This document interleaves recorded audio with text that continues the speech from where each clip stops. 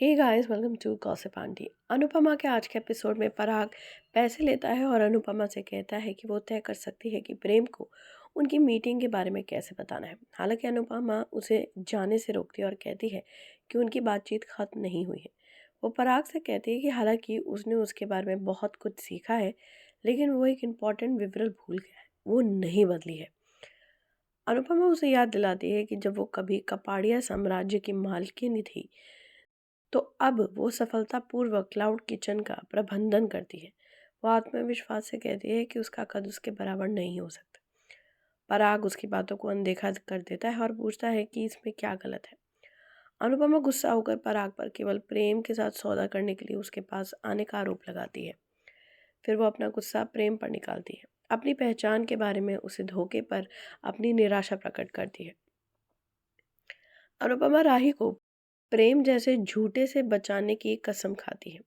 पराग उस पर विषय से भटकने का आरोप लगाता है, लेकिन अनुपमा कहती है कि धन क्षणभंगुर है और प्रेम और राही को अलग करने का वादा करती है। उसे उम्मीद है कि प्रेम आखिर में पराग के पास वापस आ जाएगा, जिससे वो हतप्रभ रह जाएगा। अनुपमा प्रेम के झूठ पर विचार करती है और इस बात को लेकर बहुत परेशान हो जाती है कि राही उसके बारे में सच्चाई जानने के बाद कैसे रिएक्ट करेगी। वो अपराध बोध से ग्रसित हो जाती है। उसे याद आता है कि कैसे उसने प्रेम के बारे में ठीक से जांच किए बिना उसे अपने घर में आने दिया।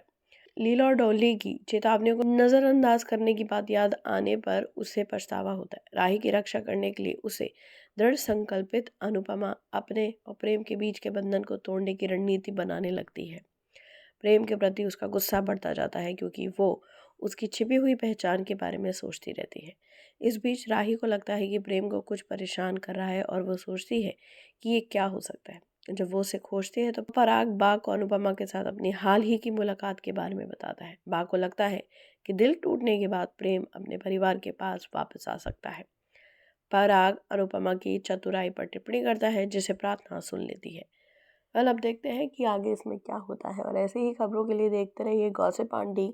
चैनल को सब्सक्राइब करना बिल्कुल नहीं भूलिएगा।